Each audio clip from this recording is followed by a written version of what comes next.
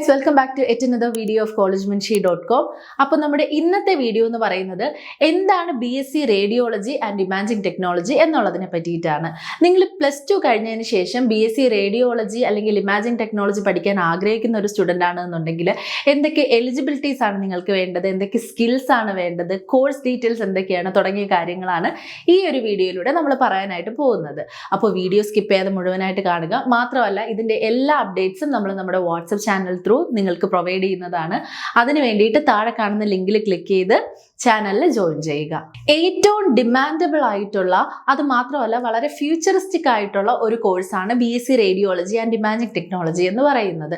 ഇത് പല കോളേജുകളിൽ, യൂണിവേഴ്സിറ്റികളിൽ അല്ലെങ്കിൽ സ്റ്റേറ്റുകളിൽ പല പേരിലാണ് ഈ ഒരു കോഴ്സ് പ്രൊവൈഡ് ചെയ്യുന്നത്. അതായത് radiation therapy, radiology, medical imaging technology എന്നിങ്ങനെ പല പേരുകളിൽ ഇതറിയപ്പെടും. പല വിധത്തിലുള്ള ടെക്നോളജീസ് ഉപയോഗിച്ചുകൊണ്ട് ഒരു ഹ്യൂമൻ ബോഡിയെ വ്യൂ ചെയ്യുക എന്നുള്ളതാണ് റേഡിയോളജി കൊണ്ട് ഉദ്ദേശിക്കുന്നത്.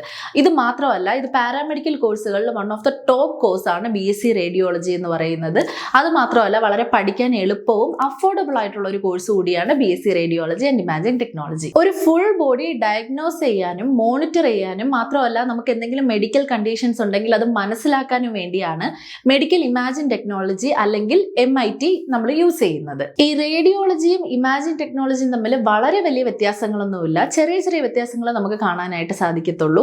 അതിലൊന്നാണ്, നമ്മൾ റേഡിയോളജിയെ രണ്ടായിട്ട് തരംതിരിക്കാനായിട്ട് പറ്റും. ഒന്ന് റേഡിയോ തെറാപ്പി, ഒന്ന് റേഡിയോഗ്രഫി. ഈ റേഡിയോ തെറാപ്പി എന്ന് പറയുന്നത് റേഡിയോളജിയിൽ മാത്രം കണ്ടുവരുന്ന ഒന്നാണ്. കാരണം നമ്മൾ ഈ ക്യാൻസർ സെൽസ് ഗ്രോ ചെയ്ത് വരുമ്പോൾ അതിനെ കണ്ടുപിടിച്ച് നശിപ്പിക്കാനായി ഉപയോഗിക്കുന്ന ഒരു ടെക്നിക്കാണ് റേഡിയോ തെറാപ്പി എന്ന് പറയുന്നത്. മറിച്ച് റേഡിയോഗ്രഫി എന്ന് പറയുമ്പോൾ നമുക്ക് ഇന്റേണലി എന്തെങ്കിലും ഡിസീസ് ഉണ്ട് എന്നുണ്ടെങ്കിൽ അത് ഡയഗ്നോസ് ചെയ്യാൻ വേണ്ടിയിട്ട് യൂസ് ചെയ്യുന്ന ഒരു ടെക്നിക്കാണ്. Radiology, CT scan, MRI, nuclear medicine തുടങ്ങിയ മേഖലകളിൽ നമുക്ക് ഈ മെഡിക്കൽ ഇമാജിംഗ് ടെക്നോളജിയുടെ ഉപയോഗം വളരെ വിപുലമായിട്ട് കാണാനായിട്ട് സാധിക്കും. ഇനി ഈ കോഴ്സ് പഠിക്കാനായിട്ട് എന്തൊക്കെ എലിജിബിലിറ്റീസ് ആണ് നിങ്ങൾക്ക് വേണ്ടത് എന്നുള്ളതിനെ പറ്റി നമുക്കൊന്ന് നോക്കാം. അതായത് നിങ്ങൾ +2 ബയോളജി സയൻസ് എടുത്ത സ്റ്റുഡൻസ് ആണ് എന്നുണ്ടെങ്കിൽ ഒരു 4 വർഷത്തെ പ്രൊഫഷണൽ ഡിഗ്രി കോഴ്സായിട്ട് നിങ്ങൾക്ക് ഇത് പഠിച്ചു കഴിയാനായിട്ട് സാധിക്കും. ഇതിന് ഫിസിക്സ്, കെമിസ്ട്രി, ബയോളജി സബ്ജക്റ്റുകളിൽ 50% കുറയാത്ത മാർക്ക് നിങ്ങൾക്ക് നിർബന്ധമാണ്. ചില യൂണിവേഴ്സിറ്റികളിൽ മാത്സ് കൂടി നിർബന്ധമായിട്ട് ചോദിക്കാറുണ്ട്. ഇനി ഡിഗ്രി അല്ല നിങ്ങൾ നോക്കുന്നതെന്നുണ്ടെങ്കിൽ ഡിപ്ലോമ പ്രോഗ്രാം ആയിട്ടും നിങ്ങൾക്ക് ഇത് കംപ്ലീറ്റ് ചെയ്യാനായിട്ട് സാധിക്കും. അതിന് +2 നിങ്ങൾ ഏത് സ്ട്രീം പഠിച്ചാലും പ്രശ്നമില്ല. ഇതൊരു 4 വർഷത്തെ പ്രൊഫഷണൽ ഡിഗ്രി കോഴ്സ് ആയിട്ടാണ് വരുന്നതെന്ന് പറഞ്ഞിട്ടുണ്ടായിരുന്നു. അതായത് 3 വർഷം നിങ്ങൾ തിയറി ക്ലാസ്സും അതിനുശേഷം നിങ്ങൾ ഇന്റേൺഷിപ്പ് കൂടി ചെയ്യേണ്ടതായിട്ട് വരും. ഈ 3 വർഷം തിയറി ക്ലാസ് മാത്രമല്ല, പ്ലസ് പ്രാക്ടിക്കൽ നോളജ് നിങ്ങൾക്ക് ഗെയിൻ ചെയ്യാനായിട്ട് സാധിക്കും. പക്ഷെ 3 വർഷമാണ് നിങ്ങൾ ഒരു അക്കാഡമിക് രീതിയിൽ പഠിക്കുന്നതും അതിനുശേഷമുള്ള 1 വർഷം എന്ന് പറയുന്നത് കൂടുതൽ നിങ്ങൾക്ക് പ്രാക്ടിക്കൽ ഫോക്കസ് ചെയ്തുകൊണ്ട് ഫുള്ളി ഇന്റേൺഷിപ്പിനായിട്ടുള്ള സമയമാണ്. ഇനി നിങ്ങൾക്ക് ഈ 3 വർഷം എന്തെല്ലാം സിലബസ് ആണ് പഠിക്കാനുള്ളതിനെ പറ്റി നമുക്കൊന്ന് നോക്കാം. നിങ്ങൾ ഫസ്റ്റ് ഇയറിൽ പഠിക്കേണ്ടി വരുന്നത് bio chemistry, human anatomy, pathology, physiology, bio chemistry എന്നീ സബ്ജക്ട്സ് ആണ്.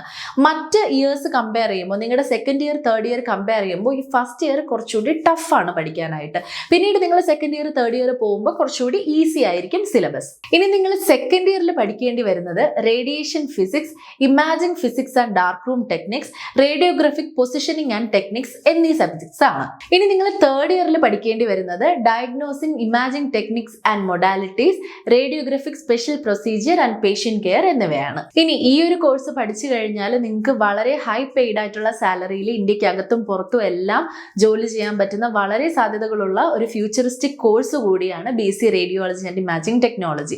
മാത്രമല്ല, artificial intelligence, virtual reality, 3D printing എന്നിവയുടെ ആപ്ലിക്കേഷൻ കൂടി ഉള്ളതുകൊണ്ട് ഇത് ഫ്യൂച്ചറിസ്റ്റിക് ആണ് എന്നുള്ളതിന് ഒരു സംശയവും ഇല്ല. ഈ ഒരു കോഴ്സ് പഠിക്കുന്നതിലൂടെ ഉറപ്പായും നിങ്ങളുടെ ഭാവി സുരക്ഷിതമാണ്. ഇനി +2 കഴിഞ്ഞതിന് ശേഷം BSc radiology and imaging technology എടുക്കാൻ നിൽക്കുന്നവരാണ് നിങ്ങൾ. പക്ഷേ സംശയം കൊണ്ട് നിങ്ങൾ എടുക്കണോ വേണ്ടേ എന്നുള്ള ഒരു കൺഫ്യൂഷനിൽ നിൽക്കുകയാണെന്നുണ്ടെങ്കിൽ യാതൊരു കൺഫ്യൂഷനും ഇല്ലാതെ ഉറപ്പായിട്ടും ഈ ഒരു കോഴ്സ് ചൂസ് ചെയ്യാവുന്നതാണ്.